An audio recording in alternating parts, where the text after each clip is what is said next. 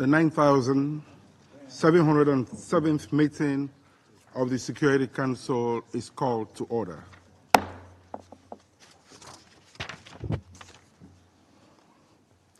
The provisional agenda for this meeting is the situation in the Middle East. The agenda is adopted.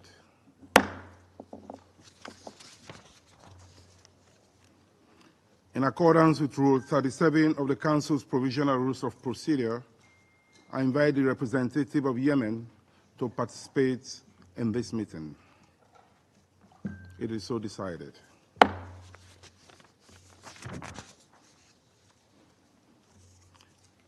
In accordance with Rule 39 of the Council's Provisional Rules of Procedure, I invite the following briefers to participate in this meeting: Mr. Hans Grunberg, Special Envoy of the Secretary General for Yemen, and Ms. Lisa Dotten, Director, Financing and Partnerships Division, Office for the Coordination of Humanitarian Affairs. It is so decided.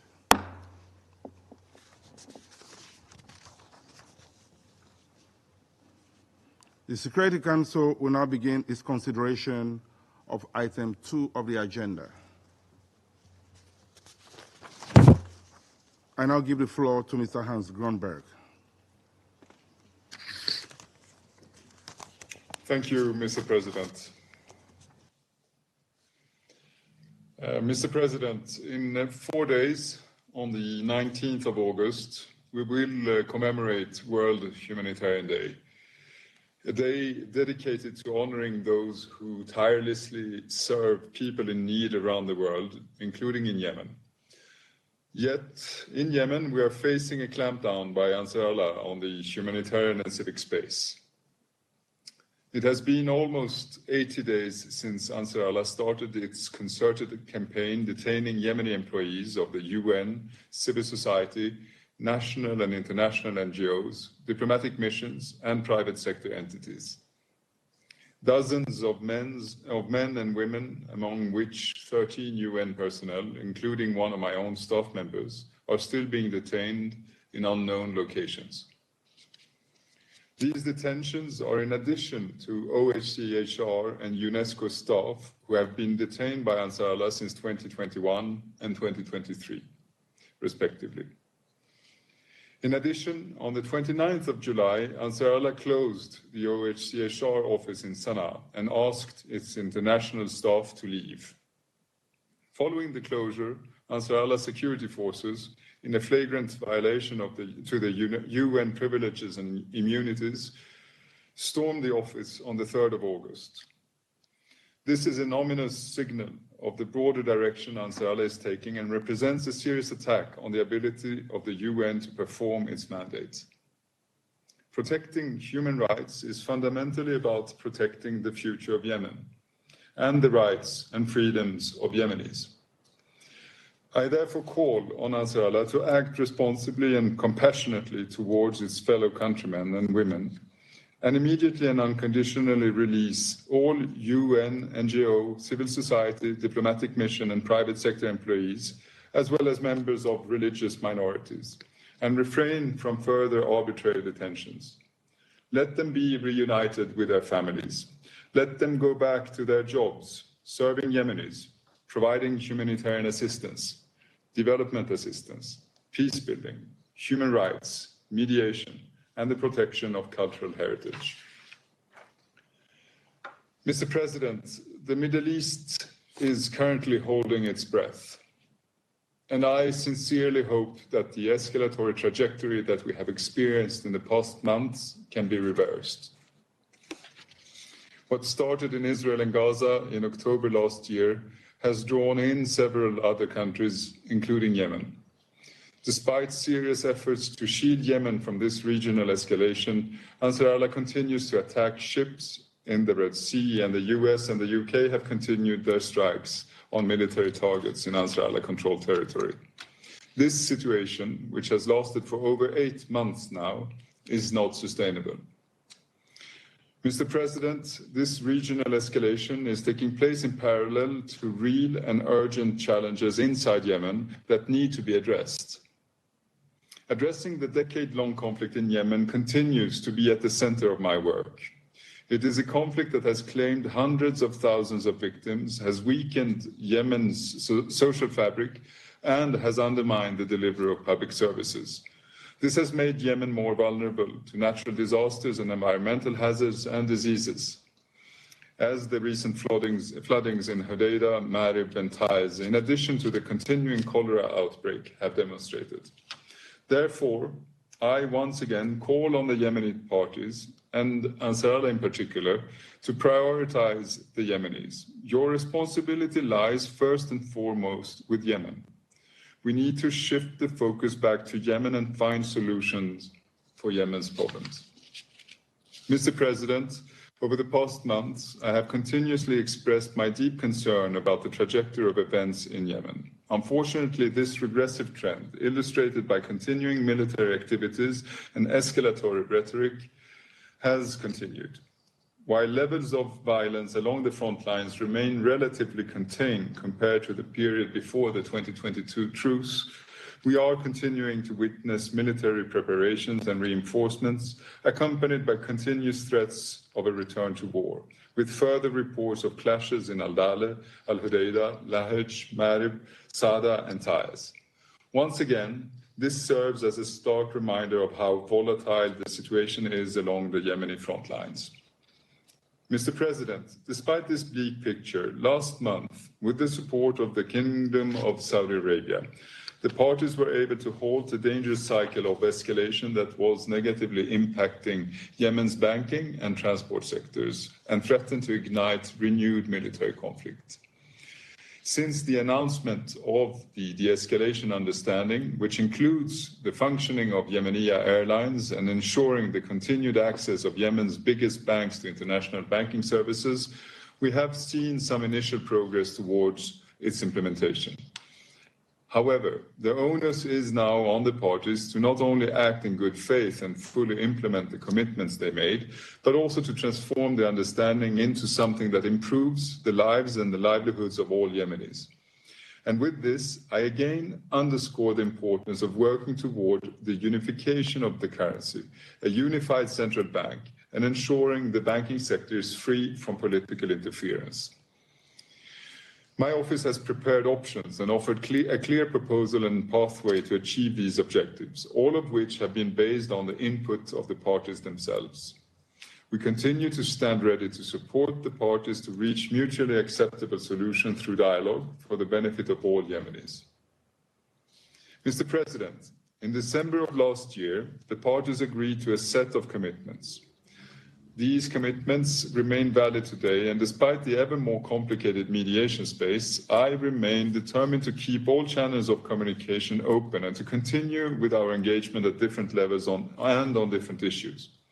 On the economy, on a nationwide ceasefire and other security arrangements, on a political process, and on the release of conflict-related detainees. In line with these efforts, last month, in partnership with UN Women, my office brought together 70 representatives of different segments of Yemeni society for its fourth consultation in Mukalla, Hadramaut, to continue the work to develop a vision for inclusive peace, elevating the voice of women. My office also visited Riyadh and Aden to continue engagements on a nationwide ceasefire and other security arrangements, including exploring ways to support de-escalation efforts in Yemen. In addition, since the conclusion of the meeting on conflict-related detainees in July, we have continued our engagements with the parties to build on the progress reached in Oman. Mr. President, we do all of this in order to keep the focus on the longer-term priorities of seeking a sustainable and just solution for the benefit of all Yemenis. I remain determined to achieve the task entrusted to me by this Council, to support the resumption of an inclusive Yemeni-led political transition. I continue to depend on the Council's full support for these efforts. Your consistent and unified messaging on the importance of a political process and a ceasefire, as well as your continued advocacy for the release of UN personnel, is all the more crucial during these turbulent times. Thank you very much. I thank Mr. Grunberg for his briefing. I now give the floor to Ms. Lisa Doon. Thank you, Mr. President. And thank you to Special Envoy Grunberg for his update and for his unstinting efforts to bring about lasting peace in Yemen.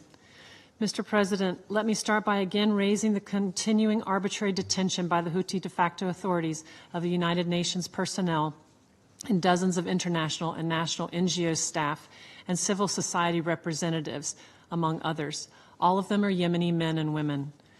They have now been held in detention for more than 2 months, in addition to the 4 United Nations personnel arbitrarily detained since 2021 and 2023. The United Nations continues efforts to secure their release, and we are in frequent contact with the Houthi de facto authorities and others toward this end. While a few families of the detained have been able to contact them, the vast majority have still not been afforded this opportunity. And it remains the case that neither the United Nations nor legal representatives have been allowed to visit or communicate with the detained.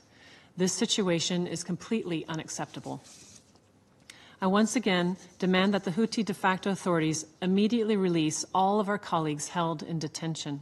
And I reiterate that while they are detained, they must be treated humanely and be allowed contact with family members and legal counsel in accordance with international norms.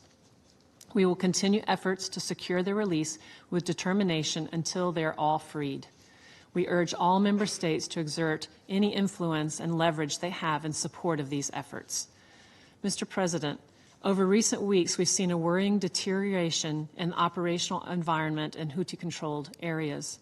The Houthi de facto authorities' recent closure of the Office of the United Nations High Commissioner for Human Rights in Sana'a and the subsequent forced entry of the office compound and taking control of UN assets are wholly unacceptable. I join High Commissioner Turk in urging them to leave the premises immediately and return all equipment and assets. These events have occurred alongside other worrying measures that are negatively impacting our ability to sustain humanitarian operations. The environment in these areas is growing more constrained at a time when humanitarians are already struggling to meet the needs of millions of people across the country. The United Nations and our humanitarian partners are committed to staying and delivering for the people of Yemen, but minimum requirements must be met to ensure that UN personnel and other humanitarian workers can do so without having to compromise their safety and security. Mr. President, over the past 10 days, heavy rainfall and flash flooding hit several governorates in Yemen, damaging homes, farms, and public infrastructure. About 69,500 families have been directly affected, with many losing their homes and sources of livelihood. Some 98 people have been killed and more than 600 others injured. In response, humanitarian partners have provided immediate life-saving assistance, including food, water, hygiene kits, and shelter support to affected families. They also delivered critical medical supplies to local hospitals and health centers and deployed dozens of mobile health teams to affected areas. However, a lack of adequate funding continues to undermine these and other efforts to address the critical needs across Yemen. 8 months into the year, our targeted and prioritized humanitarian response plan for 2024 is only 27% funded, forcing humanitarians to make difficult decisions about which vulnerable families and communities would receive support. Mr. President, preventing the spread of cholera is one area in which additional funds are urgently needed. Although the UN-led multi-agency cholera response plan is currently 60% funded, this was based on an initial estimate of 60,000 cholera cases between April and September 2024. Regrettably, at the beginning of this month, the number of suspected cases across the country has swelled to more than 147,000, a substantial increase from that initial estimate. This means current funding is only sufficient to address a quarter of these cases, leaving a significant response gap, which our humanitarian partners have been struggling to fill. They've been doing their best to support treatment centers, providing them with medications, medical equipment, infection control supplies, and other resources. They're working to strengthen surveillance and response mechanisms to identify and address new cases quickly. And they've also been promoting prevention measures by improving access to safe water and sanitation services, distributing hygiene kits, and raising awareness in communities at risk. However, our health cluster colleagues warn that unless these response efforts are immediately bolstered, the number of suspected cases could further increase, potentially reaching more than 250,000 in just a few weeks. Additional funding is urgently needed to prevent this. Mr. President, food security in Yemen also continues to deteriorate. Inadequate food consumption has steadily increased, now affecting 60% of surveyed households nationwide. Vulnerable groups, in particular, women-headed households, report the most significant impact.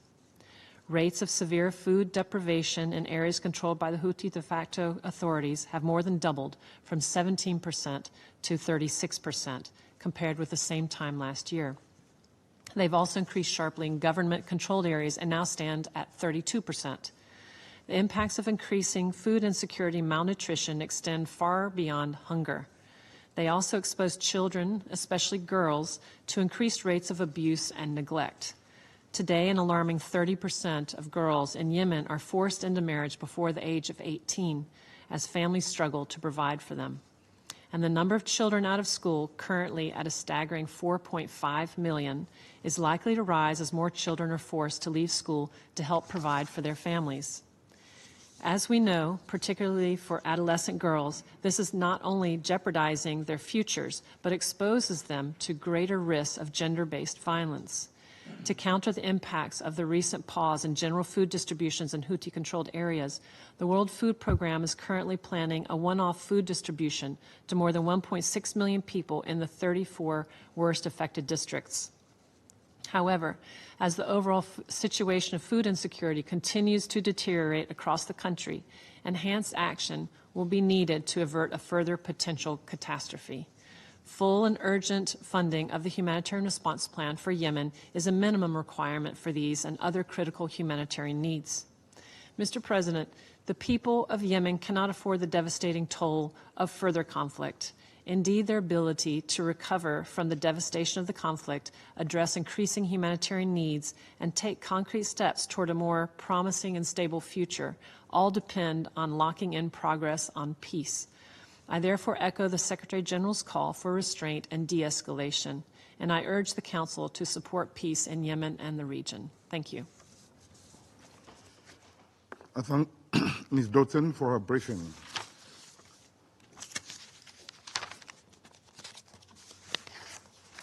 I now give the floor to those council members who wish to make statements. I give the floor to the representative of the United Kingdom. Thank you, President. And thank you, Special Envoy Grunberg and Director Doughton, for your briefings and for the tireless work of your staff and other UN personnel in Yemen.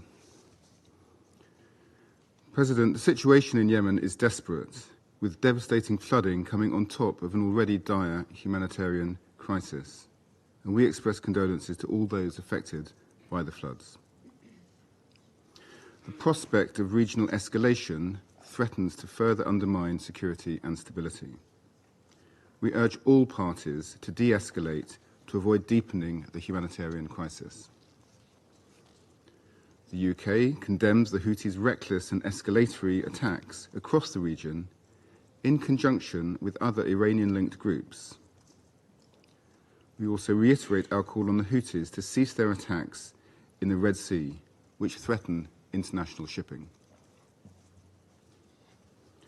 Recent reports have shown Houthi links to al-Shabaab.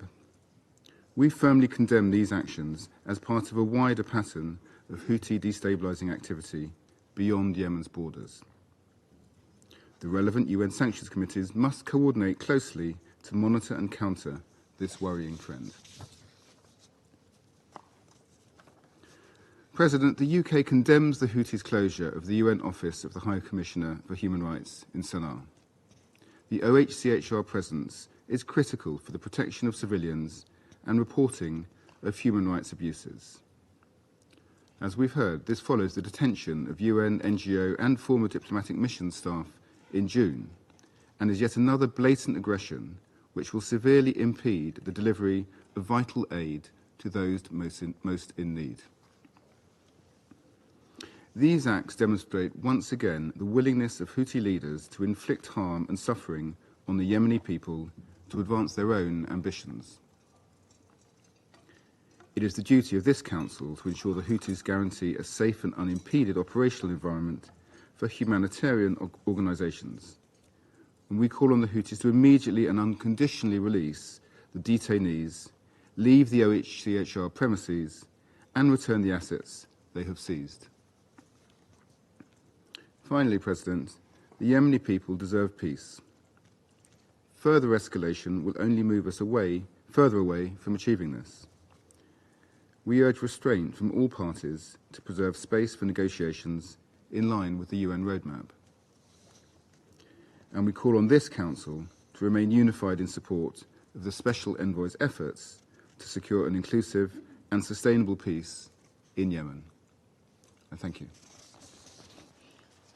I thank the representative of the United Kingdom for their statement. And I'll give the floor to the representative of the Russian Federation. Thank you, Mr. President. We're grateful to the Special Envoy of the Secretary General on Yemen, Mr. Hans Grunberg, and the Director of Financing in Partnerships Division of OCHA, Ms. Lisa Doughton, for their briefings. The situation in this country in the Middle East remains extremely complicated. The Yemeni settlement for more than 6 months now has been on the brink of life and death. Despite the absence of large-scale hostilities, it is still unsettled on the contact line, and local outbursts take place almost every day. It is clear that the patience of the parties of the conflict could run out at any time. In the present circumstances, even a little spark could lead to a conflagration that would be very difficult to put out. The worsening situation in the region confirms the acute need as soon as possible to reach agreements and to wrap up the Yemeni dossier. Otherwise, all of the efforts of the Yemeni parties and international regional mediators since April last year will be reduced to naught. Against this backdrop, any even small steps by the Yemeni protagonists towards one another take on a great deal of importance. We were pleased to note the agreements reached between the Yemeni parties on measures to de-escalate in the financial and economic sphere and also to resume commercial air links with Sana'a. We welcome the role that was played in this process by the countries in the region.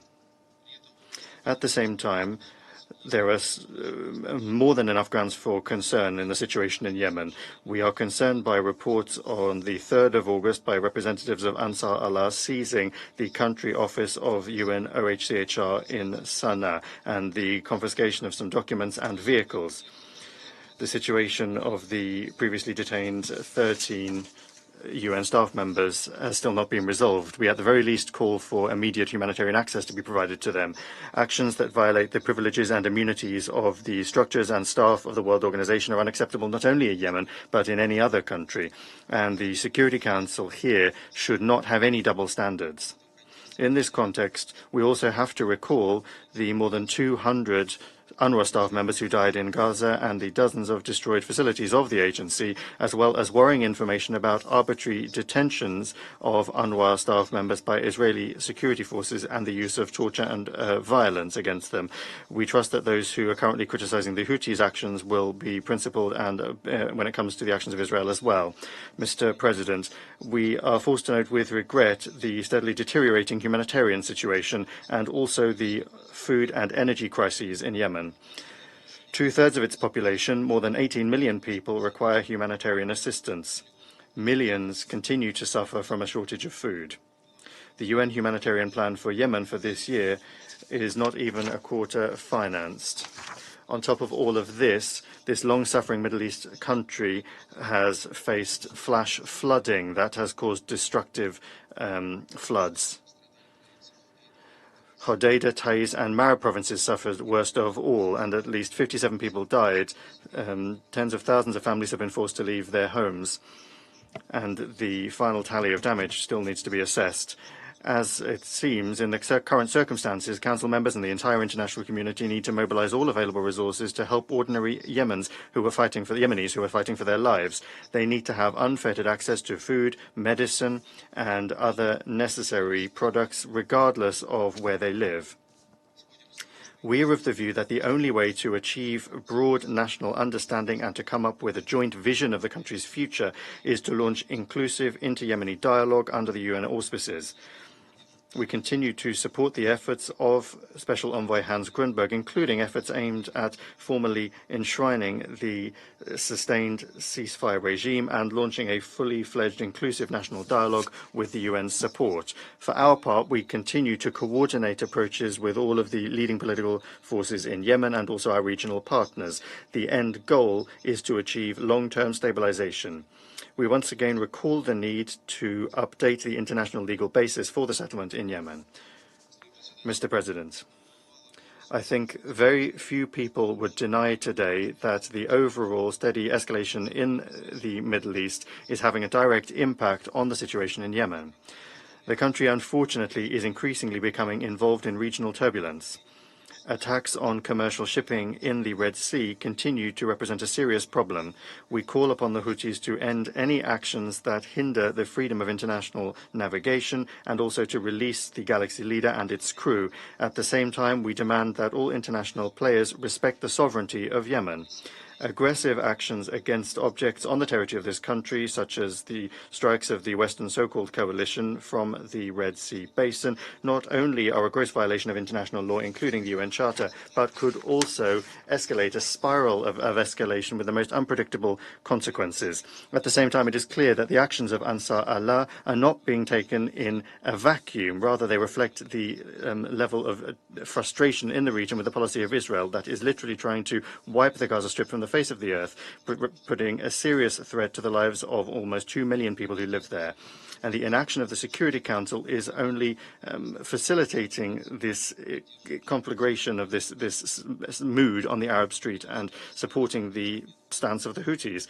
The escalation in July as a result of the exchange of strikes between them and Israel once again demonstrated how normalization in the Middle East and in the Red Sea is not possible without a de-escalation in Gaza, and that cannot take place without an immediate, fully fledged ceasefire, which the Security Council has not been able to achieve for 10 months now due to Washington's pro-Israeli stance. Colleagues, breaking this vicious cycle is something that we can only do with collective, decisive actions that would return the Middle East settlement back under the UN auspices and into the well-known treaty and legal basis set by the decisions of the UN Security Council. All other schemes that are beneficial to individual players that do not allow the Palestinians to exercise their right only move us further away from achieving a lasting and just peace in the region. Let us focus at long last on this pressing task, the settlement of which will make it much easier for us to resolve other conflicts, including the Yemeni one. Thank you. I thank the representative of the Russian Federation for the statement. I now give the floor to the representative of Switzerland. Monsieur le Président. Mr. President, I wish to thank Special Envoy Hans Grundberg and Ms. Lisa Doughton from OCHA for their briefings. War is ugly. This is how 40-year-old Sana resident Etna Elam Hassan began her September 23 letter to future generations, a compelling plea for peace. She adds, even when the fighting ends, things don't go back to the way they were. You may still be alive and breathing, but you're not really living anymore. These words remind us of our duty, that is, to avoid conflict and its far-reaching consequences. In this respect, 3 points need to be raised.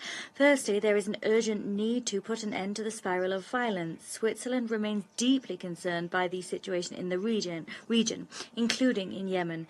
An even more serious regional escalation must be avoided. Such an escalation would also worsen the situation in Yemen, with disastrous humanitarian, with a heavy human cost. We call on all parties to strictly respect international law, including the rights and freedoms of navigation in the Red Sea.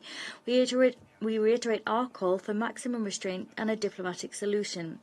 Switzerland supports all diplomatic efforts underway in this regard. Secondly, the resolution of the political conflict in Yemen must remain at the heart of our efforts and must remain our focus. We call on all parties to do their utmost to avoid a return to a large-scale conflict. Confidence-building measures are essential. Last month, we welcomed an agreement on the cessation of retaliatory measures in the banking sector and the resumption of certain commercial flights. Its partial implementation is a step in the right direction. All economic retaliation measures must cease. Switzerland calls on the parties to the conflict to respect the provisions of the Economic De-escalation Agreement and to meet under the aegis of the Office of the Special Envoy. The resumption of discussions on a prisoner exchange last June is a positive sign, one which we welcome. These discussions constitute an opportunity to create a climate of trust and to give new impetus to the talks initiated by the Special Envoy. Against this backdrop, Switzerland reiterates its full support for the Special Envoy's mediation role. Thirdly, only support for humanitarian work and a diplomatic resolution of the conflict will bring about a lasting improvement to the alarming humanitarian situation. We are concerned by the flash floods. A study carried out by a Yemeni NGO at Switzerland's request on the impact of climate change on displaced people in Yemen showed that almost 600,000 people have been displaced over the last 15 years by torrents and flash floods. These floods further amplify the risk of diseases such as cholera. Moreover, the destruction of civilian infrastructure and the scattering of people as a result of the armed conflict ongoing have further increased vulnerability to these climate events.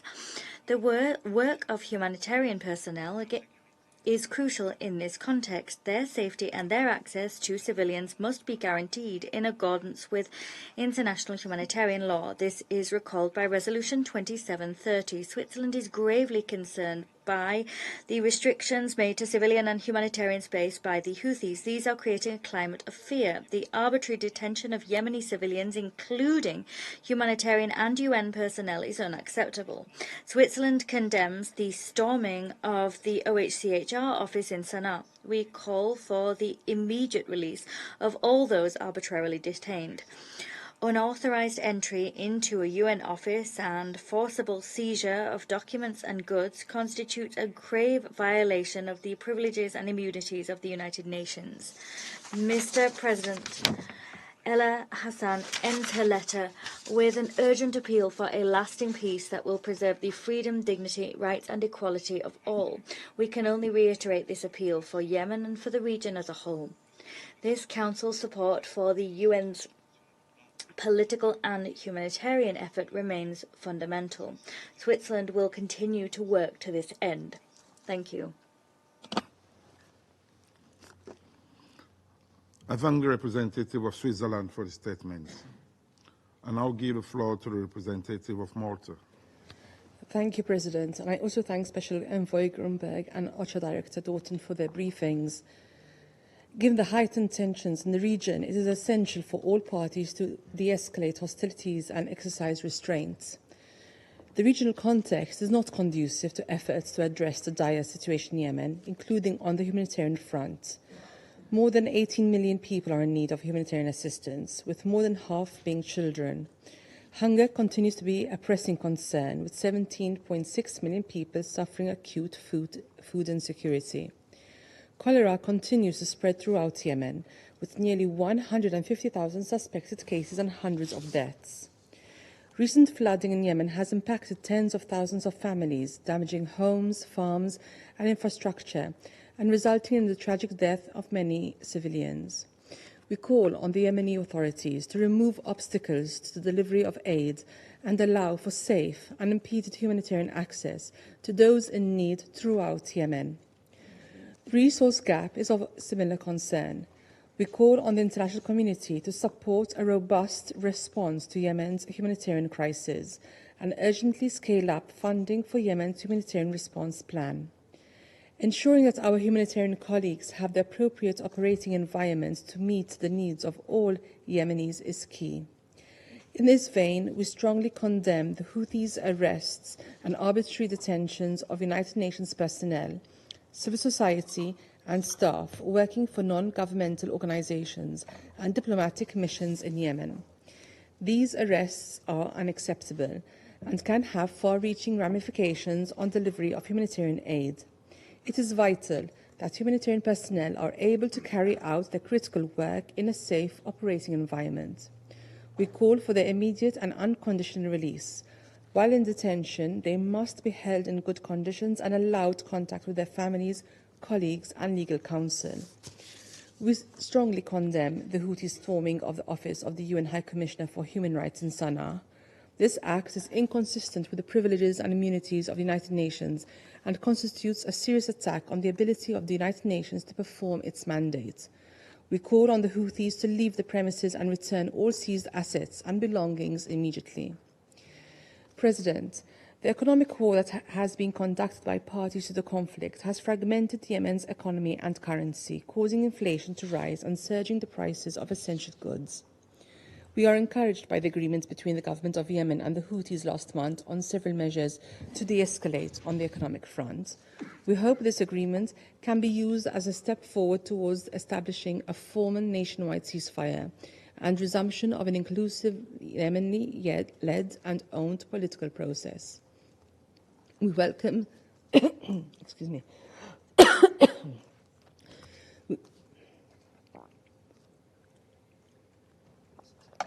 We welcome the efforts of the Office of the Special Envoy and UN Women in holding a fourth consultation with representatives of diverse segments of Yemeni society. The systematic violations of women's rights to freedom of movement limit women's ability to participate in all spheres, including work, education, and access healthcare. To ensure sustainable peace, women must be able to participate fully, equally, meaningfully, and safely in political negotiations and in decision-making for Yemen's future. In conclusion, Yemen is facing a critical juncture. Last month, we witnessed a new level of escalation, demonstrating the danger of a devastating region-wide conflict. The Houthis must immediately cease any military acts that could further jeopardize the safety of the millions of Yemenis who have suffered nearly a decade of war. This includes their actions against commercial shipping in the Red Sea and the Gulf of Aden, and the unjustifiable detention of the Galaxy leader and its crew. Members of the international community are also responsible to urgently de-escalate tensions in the region and prioritize dialogue to avoid further regional escalation. I thank you. I thank the representative of Malta for their statement, and I'll give the floor to the representative of Slovenia. Thank you very much, Mr. President. I also want to thank Special Envoy Grunberg and Director Doon for their briefings. I also want to welcome Yemeni ambassador today in the room. President, what we witnessed last month with the Houthi-claimed drone attack in Tel Aviv and subsequent Israeli strikes on Hodeidah was an extremely alarming development for Yemen and for the region. Although Red Sea attacks have regrettably continued since our last discussion on Yemen, we are relieved that there has not been further serious escalation between the parties. We reiterate that the targeting of civilians and civilian infrastructure is prohibited under international law, and we continue to call on all sides to exercise maximum restraint. We know that the exacerbation of new front between Israel and Yemen would only lead to more human suffering.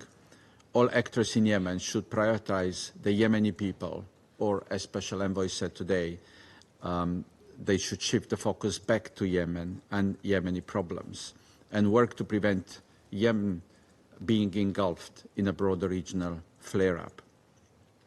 Colleagues, we welcome the agreement between the Yemeni parties on banking and transport issues, which the Special Envoy announced last month. This agreement is proof that in spite of the very difficult internal and regional dynamics, compromises can be reached. We hope that it will be implemented in full and produce tangible benefits for the Yemeni people, alleviating the daily struggles which they have faced for years as a result of declining economy.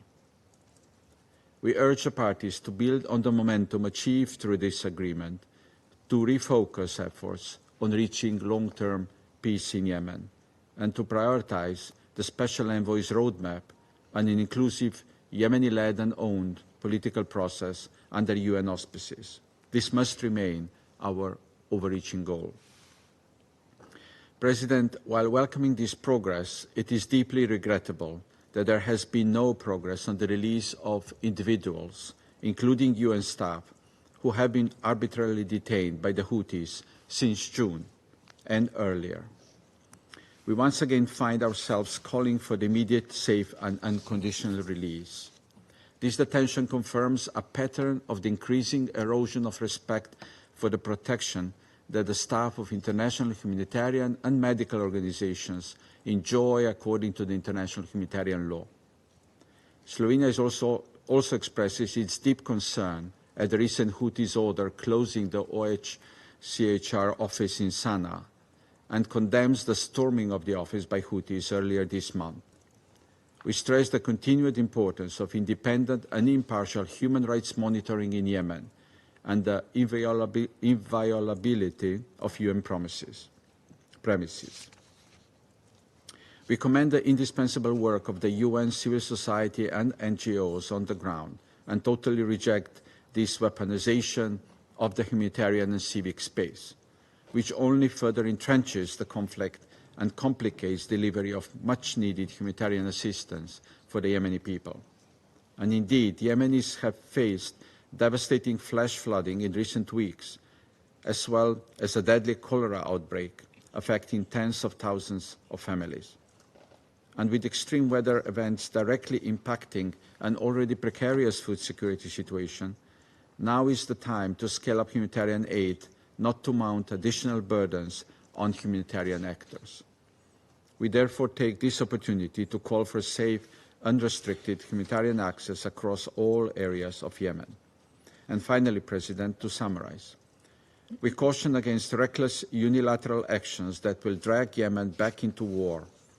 We call for a refocusing of efforts on long-term peace and the work of the Special Envoy. And we stress the necessity of adhering to the humanitarian priorities, principles, and upholding international humanitarian law. As in all conflicts, this is non-negotiable. And it is our sincere hope that the discussions happening elsewhere today will finally bring much-needed calm to the region. Thank you. I thank the representative of Slovenia for the statement. I give the floor to the representative of Ecuador. Gracias. Thank you, Mr. President. I thank Special Envoy Grunberg and Director Doon for their briefings. I welcome the permanent representative of Yemen to this meeting. Ecuador is worriedly monitoring Yemen's involvement in the regional escalation, which was worsened by the attack perpetrated by the Houthis in Tel Aviv, as well as by the prospects of similar attacks occurring again. Moreover, we're seeing continued attacks waged by the Houthis against vessels in the Red Sea. These threaten maritime security and peace in the region and disrupt global trade. This challenging context makes the task of mediation all the more complex and sparks fear that we'll see the truce reached in April 2022 under the aegis of the United Nations broken, and that we'll also see the resumption of hostilities. To stop that from happening, as has been said by the Special Envoy Grunberg, it is vital to create an enabling environment for constructive dialogue between the parties, a dialogue which must include regional de-escalation and regional and international concerted support for peaceful mediation. Moreover, this Council must ensure compliance with the arms embargo established pursuant to Resolution 2216. My delegation has taken note of the agreements announced by the parties on the banking sector and hopes to see these agreements turn into dialogue which will broach economic issues in Yemen, including the coordination of monetary policy and progress towards a unified central bank and a unified currency. Mr. President, torrential rainfall seen in recent weeks in Yemen have caused grave floods, which have destroyed houses and claimed human lives. They've also caused displacement. This deficient infrastructure, beset by years of armed conflict, worsened the impact of these floods. As such, there are fears that we'll see a worsening of health conditions and access to drinking water, and that will produce the spread of epidemics such as cholera. It is urgently necessary that the agencies of the UN system that conduct operations on the ground act in a coordinated fashion in order to meet the pressing humanitarian needs of the people. As such, the humanitarian response plan must have the resources it requires. That has been clearly demonstrated by Director Doughton. It is vital to underscore the fact that in order to carry out their work, humanitarian organizations require an operating environment in which their personnel can work without fear that they will be subject to attacks or reprisals. Consequently, to conclude, I would underscore that almost 3 months have elapsed since the arbitrary detention of humanitarian workers by the Houthis. Nothing has been heard from them since. Such actions are unacceptable. Consequently, Ecuador echoes appeals made for the immediate and unconditional release of those detained. Thank you. I thank the representative of Ecuador for the statement. I give the floor to the representative of Japan. Thank you, Mr. President. I thank Special Envoy Grunberg and Director Doon for their informative briefings. Yemen's trajectory is deeply worrying amid the continued turmoil both within and outside the country. While the whole region is in fragile situation, we should continue monitoring the situation in Yemen closely. Today, I wish to highlight 4 points. First, Japan strongly condemns the destabilizing actions by the Houthis, including their attacks against Israel and against commercial shipping in and around the Red Sea. The Houthis must cease their threats to peace and security in the region and beyond. Japan urges regional countries to exercise their influence to the Houthis and call for their restraint. We reiterate our demand that the Houthis to release the 25 crew members of the Galaxy Leader who have been held for nearly 9 months without any further delay. Second, Japan is appalled by the storming of the OHCHR's office in Sana'a by the Houthis. This is yet another disrespectful act by the Houthis against the United Nations following the arbitrary detention of UN staffs 2 months ago. The Houthis must immediately leave OHCHR's premises and return all assets and belongings and unconditionally release all detained UN, NGO, and diplomatic mission personnel. We also demand that the Houthis never again conduct any such detentions or jeopardize the critical activities of the UN and other human rights and humanitarian workers who are there to serve the needs of the Yemeni people. Third, Japan is seriously concerned about the dire humanitarian situation in Yemen, where people are suffering from food insecurity, diseases, and natural disasters like the recent flooding and heavy rains. After 9 years of conflict, the need for basic social services such as healthcare, especially for women and girls, remains immense. With that in mind, Japan has recently contributed $2.4 million to UNFPA to strengthen life savings, reproductive health, and protection services. We will continue to provide necessary humanitarian assistance to alleviate the plight of Yemenis. Last but not least, Japan is deeply concerned about the stagnated peace process and growing insecurity in Yemen.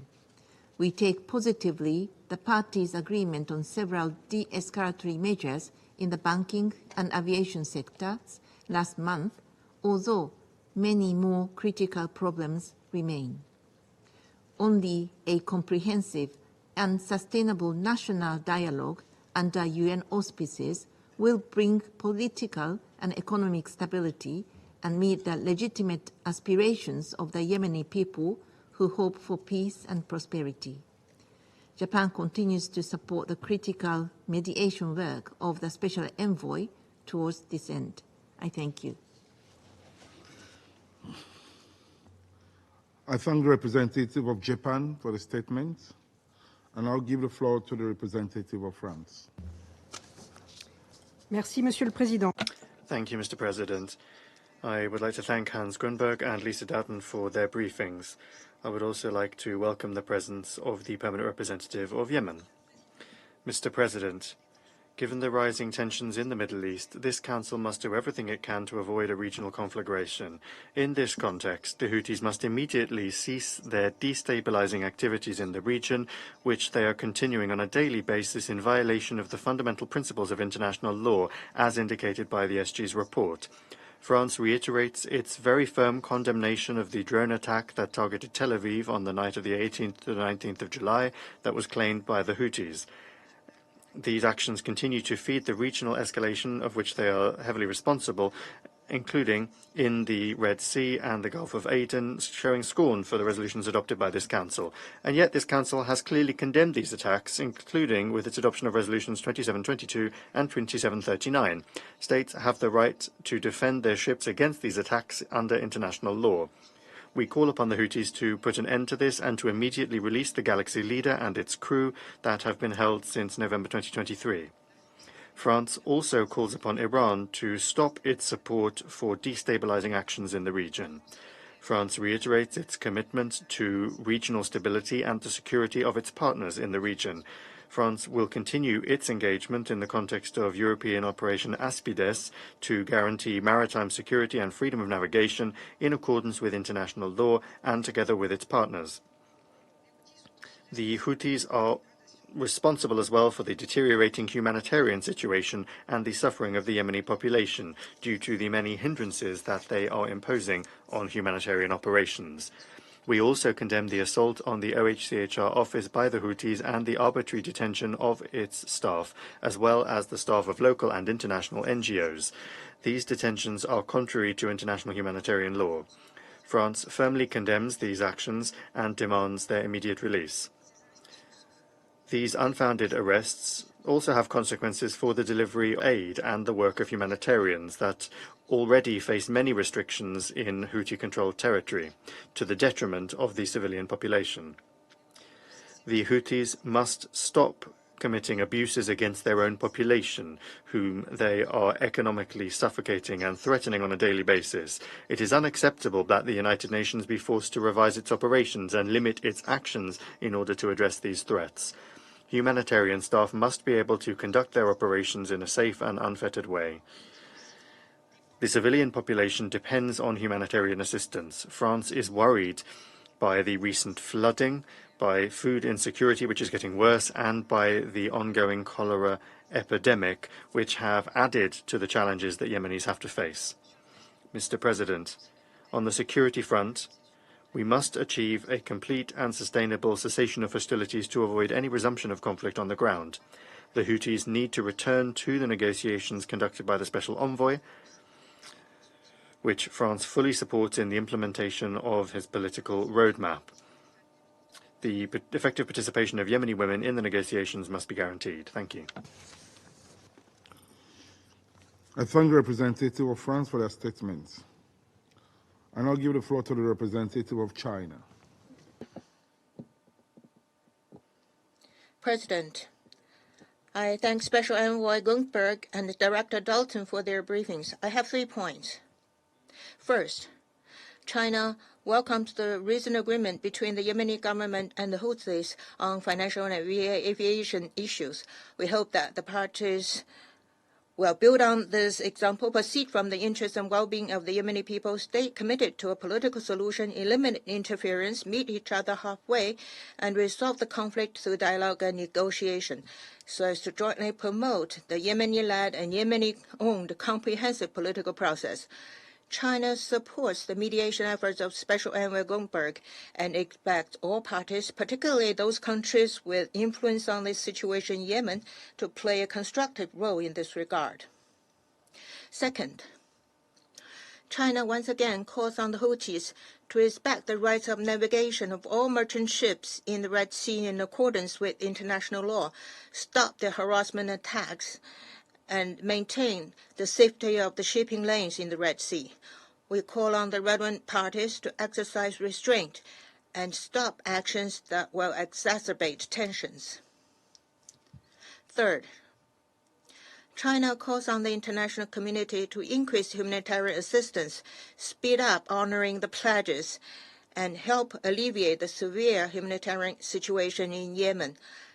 China expresses its serious concern over the detention of UN personnel and assets in Yemen and calls for the immediate and unconditional release of all UN personnel and the return of the related assets. President, the situation in Yemen and the Red Sea is closely related to the Gaza conflict. The slow and difficult process to achieve ceasefire in Gaza has negative spillover effects that exacerbate regional turmoil. China urges for the implementation of Security Council resolutions 2712, 2720, 2728, and 2735 as soon as possible to achieve an immediate and lasting ceasefire in Gaza and to advance sooner the de-escalation of tensions in the region, including in Yemen and the Red Sea. China is ready to continue to work with the international community to make efforts for a political solution of the issue of Yemen, restore regional peace and stability, and achieve long-term peace and stability in the Middle East. Thank you, President. To China for their statements. I give the floor to the representative of the United States. Thank you, Mr. President, and thank you, Special Envoy Grunberg and OCHA Director Dalton, for your informative briefings. Colleagues, last year there was hope for a breakthrough in the long-stalled diplomatic efforts to bring an end to the conflict in Yemen.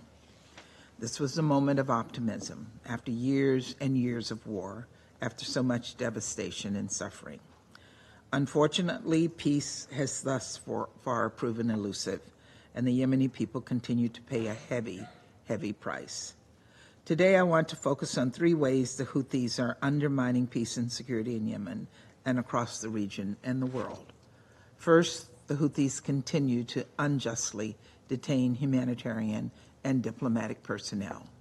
Just a few weeks ago, a chorus of council members demanded the immediate and safe release of these detainees, including in your statements today. 130 Yemeni staff from approximately 29 different organizations who were working to bring life-saving assistance to the Yemeni people at the time of their detention. But the Houthis have not freed these detainees, and in fact, have only ramped up attacks on humanitarians, as we heard today from both of our briefers. Houthi rebels raided the headquarters of UN's Human Rights Office in Sana'a, and this must be roundly condemned. There's absolutely no justification for targeting UN workers and detaining persons for carrying out their lawful humanitarian and diplomatic work in this conflict and in any other conflict. And in fact, it is important that we here in the Council not give justification for the situation in Yemen because things are happening elsewhere in the world.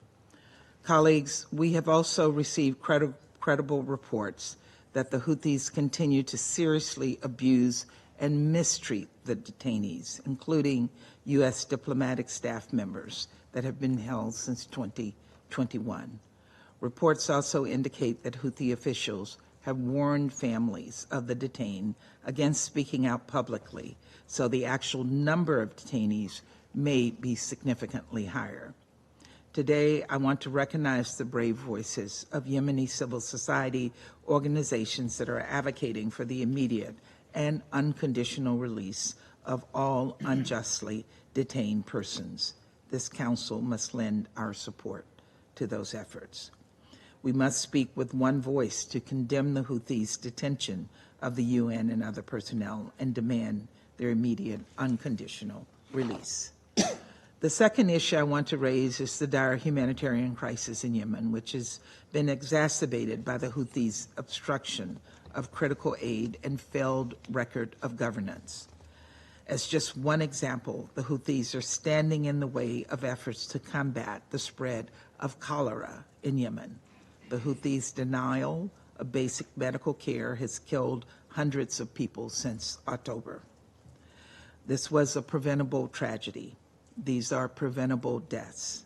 Collaboration between the Republic of Yemen government and international organizations on vaccination campaigns contrasts sharply with Houthi obstruction, and in some instances, outright prohibition of ongoing vaccination efforts, which has led to a spike in polio and other preventable diseases in Houthi-controlled areas. Our message to the Houthis is simple. Stop obstructing aid and stop hindering humanitarian efforts. Lives hang in the balance. Colleagues, the Houthis are deliberately trying to distract from their failed record by focusing on other events in the region. We should not allow ourselves to fall into this trap. But the Yemeni people know better, and members of this council should stop making excuses for the Houthis. The United States again calls on all council members to unequivocally condemn the Houthis' continued escalatory attacks in the Red Sea, Gulf of Aden, and surrounding waterways. These attacks continue despite this council's demand in Resolution 2722 for the Houthis to, quote, cease all such attacks.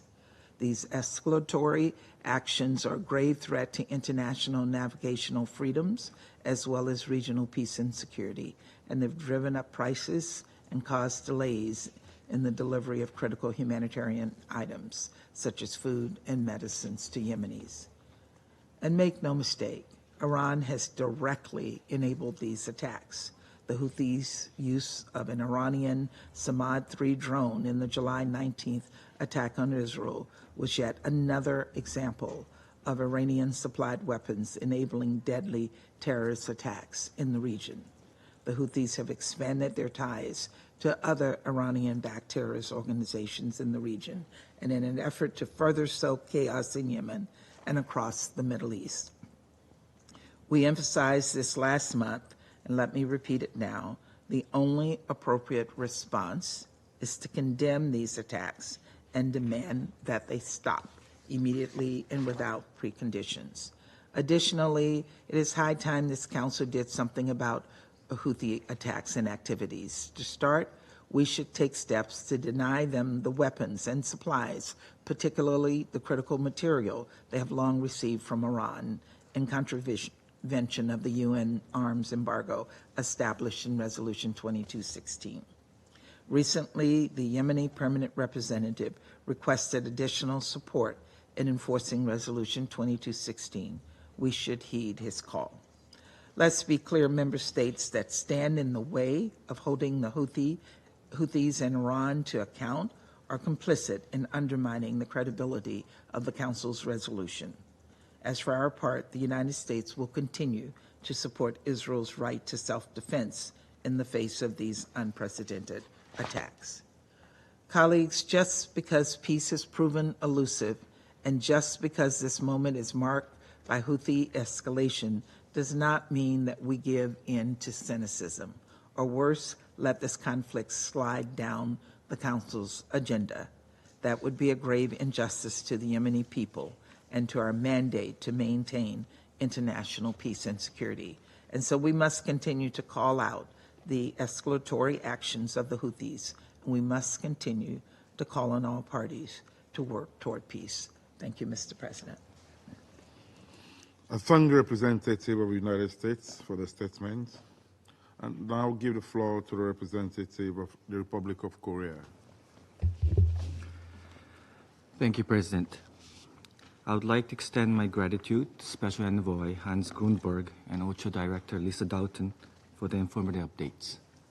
I also welcome the participation of the Permanent Representative of Yemen to this meeting.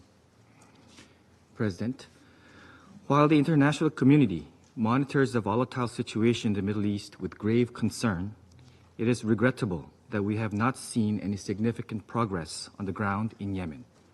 Instead, we're witnessing ongoing Houthi attacks on vessels, including the 13 August attack on a Liberian-flagged oil tanker in the Red Sea, the incommunicado detention of personnel, including UN staff, and a continuous humanitarian crisis.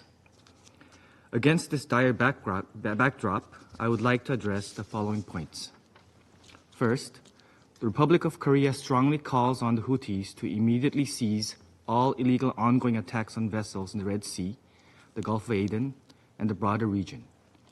These reckless and hostile activities will only undercut the arduous efforts toward a peaceful settlement for all of the Yemeni people.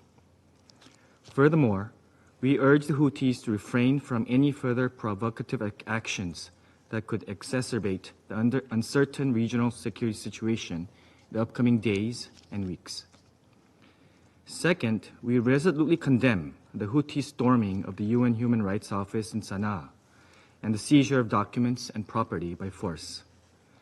This alarming incident is even more concerning given Houthis' enforced disappearance and continued detention of UN, diplomatic, civil society, and private sector personnel.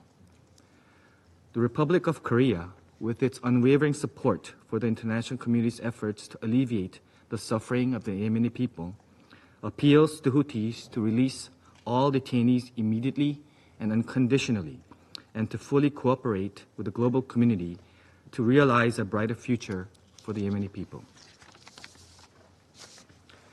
Third, the Republic of Korea expresses grave concerns over the humanitarian situation on the ground.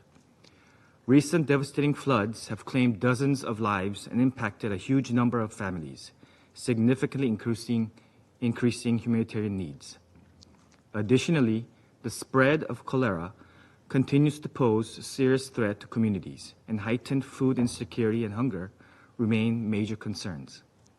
We are of the view that the international community must refocus its sustained attention on the deteriorating humanitarian situation in Yemen. As my delegation stated several times, we are committed to continuing our active contributions to support humanitarian needs in close cooperation with all relevant stakeholders. Fourth, we greatly hope that the Yemeni government and the Houthis will faithfully implement their commitments to de-escalate ongoing economic conflicts for the greater good. Returning to tit-for-tat escalation, especially through hostile economic measures by the Houthis, will only inflict undue suffering on the innocent Yemeni people, disproportionately affecting women and children. Under this backdrop, we reaffirm our unflinching support for Special Envoy Grunberg's steadfast efforts in tackling these multiple ongoing challenges and laying the groundwork for an inclusive Yemeni-led political transition under UN auspices through his continuous engagement on the ground. We also hope that all Yemeni parties, particularly the Houthis, will respond to such endeavors and commit to a genuine negotiation process to pave way for a better future for all the Yemen and its people. I thank you, President. I thank the representative of the Republic of Korea for their statement. I shall now make a statement in my capacity as a representative of Sierra Leone.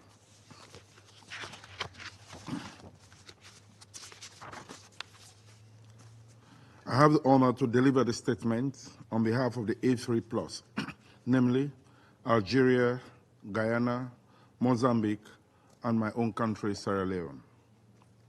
We would like to express our sympathy to the government of Yemen and the families of those who lost their lives during the Hodeidah flooding on 8 August 2024, and the large number of persons that have been displaced as a result of this. We wish to express our gratitude and thanks to the briefers, Special Envoy Grunberg, and OCHA Director of Financing and Partnerships, Lisa Doughton. Your analytical clarity and oversight have deepened our understanding of the current situation in Yemen. We also welcome the participation of Yemen in this meeting. At the outset, members of the A3 are gravely concerned that the Houthis have once again escalated their attacks on United Nations premises.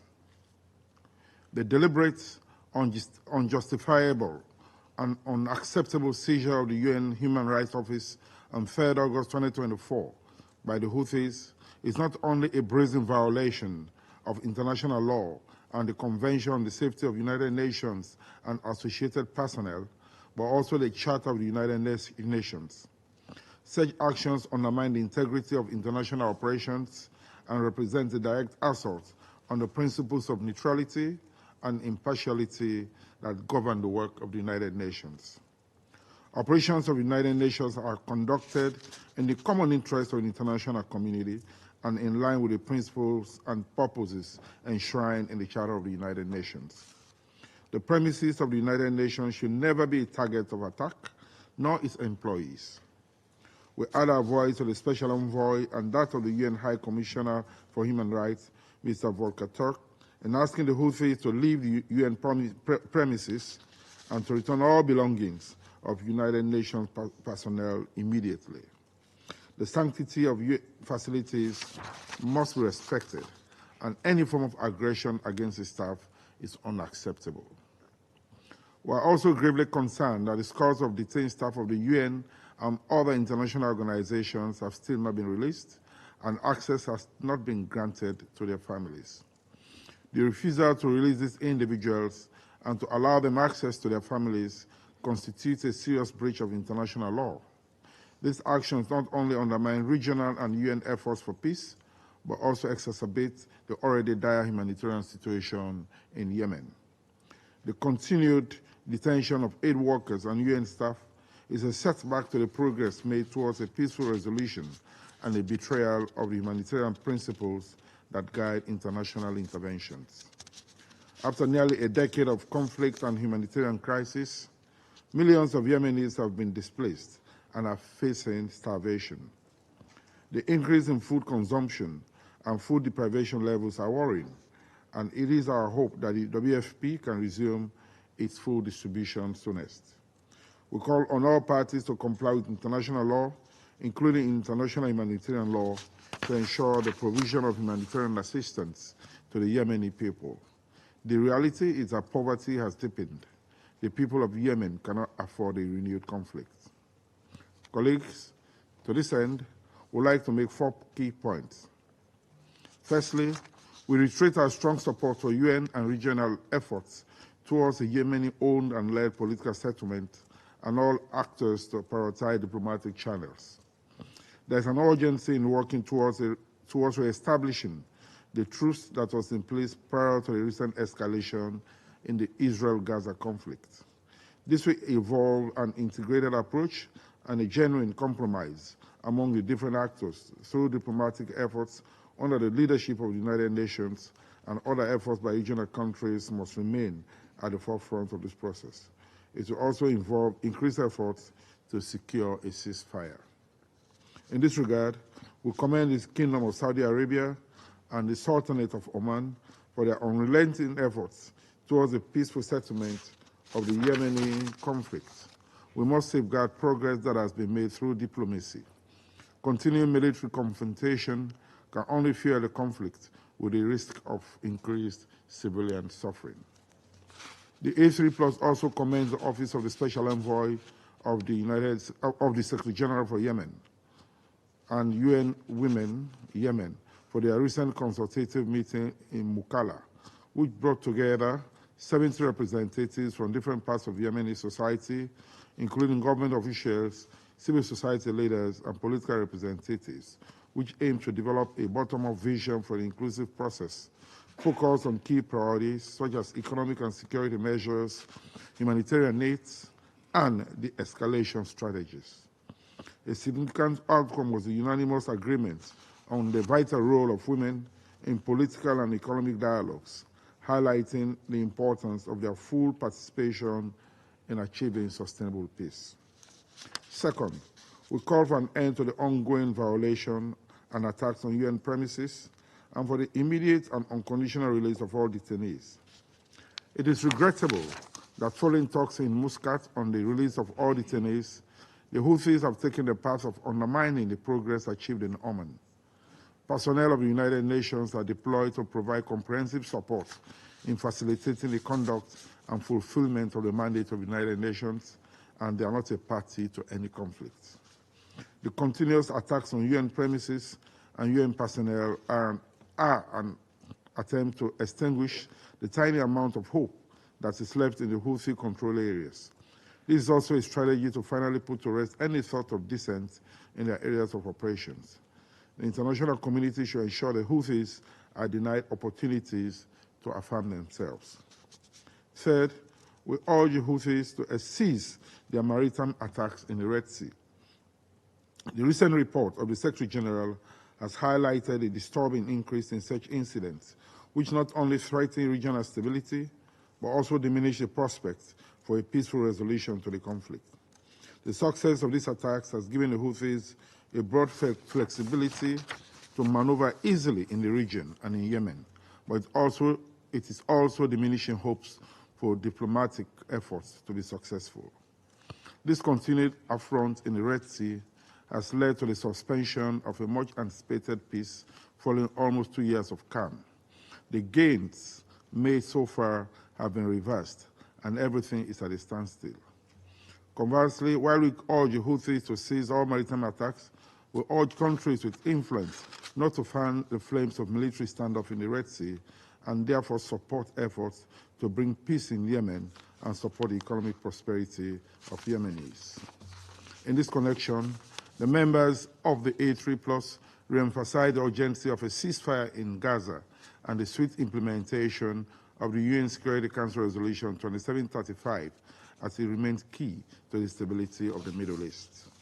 Fourth, we urge donor countries to support the Yemen humanitarian response plan. The current reality just described by Mr. Rajasingham Adair, the lack of funding for the Yemen humanitarian response plan is a source of concern and requires efforts to be scaled up, especially with an imminent threat of a regional war. For millions of Yemenis, particularly children, their most pressing issues are their daily sustenance and the resumption of economic activities. To conclude, the members of the A3+ will remain steadfast in our efforts leading to a peaceful and stable Yemen. We are committed to working alongside the United Nations and regional partners to ensure the return of normalcy to the country following years of conflict and instability. I thank you.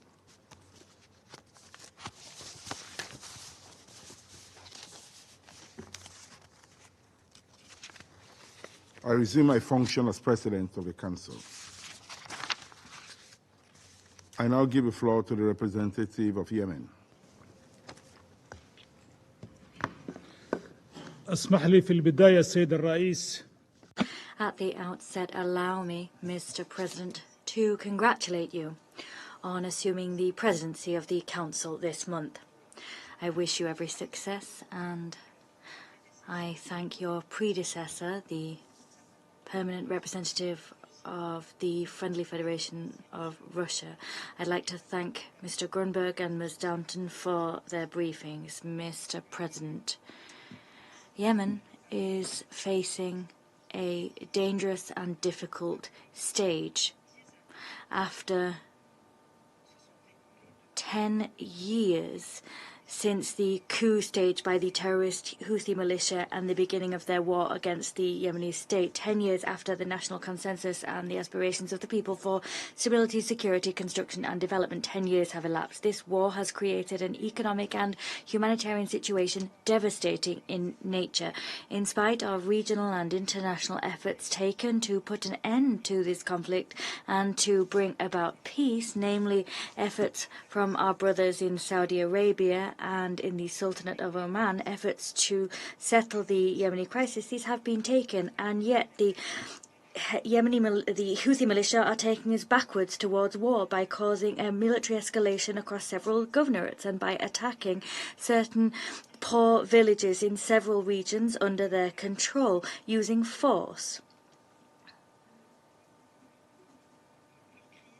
Their crimes and their violations against civilians are on the rise, whether we're talking about massacres, forced displacements, the destruction of housing. Their attempts in so doing are to break the Yemenis' will and to bring them behind their cause, their extremist ideas, their project, their economic war organized against the government and people of Yemen, threatening international navigation in the Red Sea and in the Bab el-Mandeb Strait, threatening regional peace and security and international peace and security. In so doing, they're looking to extend the conflict and exacerbate humanitarian suffering, ensuring that international and regional efforts fail when they're trying to put an end to this war and return to peace. In line with its principle of flexibility and its ongoing support for regional and international efforts to put an end to the conflict, the government of Yemen once again underscores its will to not further increase the humanitarian burden and the burden of war shouldered by the Yemeni people in areas under the control of Houthi militia as a result of the unilateral policies of these militia.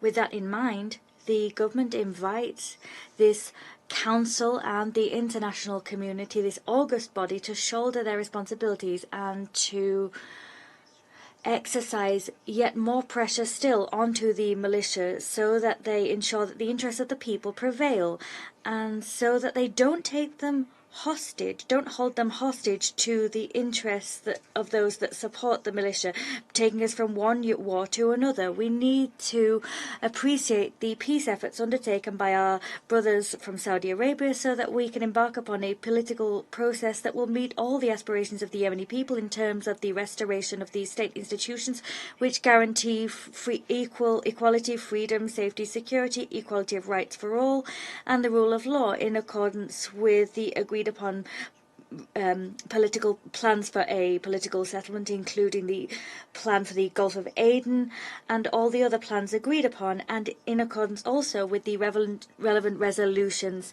of the Security Council.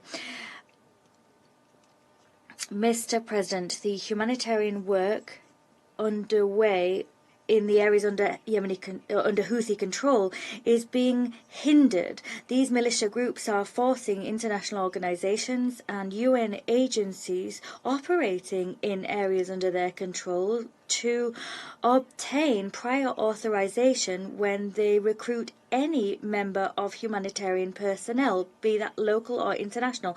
These militias say that they must receive organograms by mail from all of the organizations, and personnel can't leave the country. These militias have stormed the offices of the UN High Commissioner in Sana'a. That is a step that has seen them seize that property. This is a measure that is seeks to build on the approach adopted by the militia, which is to put pressure on UN organizations and others to consolidate their control on these bodies and to use their activities to serve the Houthi objectives. We regret to note that 2 months after the detention of some 10 civil servants of local and international organizations as well as UN organizations operating in Yemen, and despite the appeals of the Yemeni government, repeated appeals and appeals made at the highest level, measures adopted by the UN to protect these civil servants and save their lives are not at the level required or indeed hoped for. The lack of measures and international measures that are too hesitant and beat around the bush simply encourage these militias to continue their violations and abuses against the personnel of these organizations and UN agencies. They have a flagrant disregard for the effects of what they're doing on economic and humanitarian conditions, which are already difficult in the regions under Houthi control. The government of Yemen once again calls for all seats of international organizations and UN agencies operating in Yemen to be transferred to the interim capital, Aden. It is time to take that important step to preserve the safety of humanitarian personnel and indeed their lives. So we need to ensure that they can be guaranteed an environment that enables their important work and ensures that they can provide humanitarian aid to all those in need without discrimination and safely. Mr. President, a number of governorates, including the city of Hodeidah, have witnessed torrential rain and landslides that have caused countless devastating instances of damage and caused widespread destruction of public and private property. Moreover, we've seen civilian victims, the displacement of civilians, the majority of whom are internally displaced persons, and we've seen the disruptions to public services. We call upon local, regional and international partners, be the state institutions, financial organisations or international humanitarian organisations, to support government efforts to address that damage and to deal with that disaster, because its capacity exceeds our capacities in the affected areas. We need urgent aid provided in all forms to provide aid to those affected and restore infrastructure. The effects of war, their accumulation, as well as the devastation linked to climate change, have worsened humanitarian conditions in Yemen. That makes the recovery process led by the state all the more difficult. It's vital to take urgent measures to meet the urgent humanitarian needs of the towns affected, in particular following the declaration of the city of Hadida as a damaged city by the government. We must think about the long-term effects of climate change and stop climate disasters from having even more of an effect on the country. Here we welcome the rapid response provided by our Saudi Arabian brothers, because they've provided aid work through the Aid and Humanitarian Centre of King Salman. This work has alleviated the suffering of our citizens in areas affected. Mr. President, the government adopts a series of measures aiming to reduce the difficulties faced by the Yemeni people and to alleviate the economic, social and humanitarian effects, which are catastrophic. We aim to limit economic deterioration and restore public services, despite the fact that challenges remain sizable. We've seen the cessation of oil exports for more than 2 years. That's a resource which constitutes 70% of the state's resources, because the Houthis have taken hold of the ports via which we export oil, and that means that our people have been deprived of their resources. We have government strategic plans that set forth our priorities, namely the implementation of sustainable solutions in terms of service and in service of development. We're also creating regional and international partnerships to this end. Intense work continues to promote transparency, accountability, the fight against corruption, and the implementation of economic reforms, as well as financial and administrative reforms. That's where we're at right now. The humanitarian situation is bleak, and there is a harsh lack of international financing.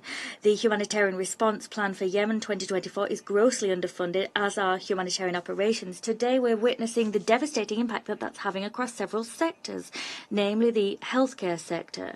We expect to see the closure of more than 1,000 health centres. That will threaten the very lives of more than 500,000 women, and 600,000 children will be deprived of vaccines and healthcare. Moreover, we're unable in this context to stop the spread of many epidemics. We appeal to all brotherly countries and international crisis organisations to support Yemen's response plan so that we can meet vast humanitarian needs seen across several sectors. We invite the United Nations and the international community to continue to consider the humanitarian situation in Yemen as a priority so that we can overcome and improve current conditions and avoid a likely humanitarian disaster. We call upon the international community to provide all support possible to Yemen to ensure that lasting, holistic, comprehensive peace prevails, and to ensure that there can be a restoration of state institutions so that they can improve the humanitarian and economic conditions which continue to worsen. Thank you. I thank the representative of Yemen for their statements. There are no more names inscribed on the list of speakers. I now invite Council members to informal consultations to continue our discussion on the subject. The meeting is adjourned.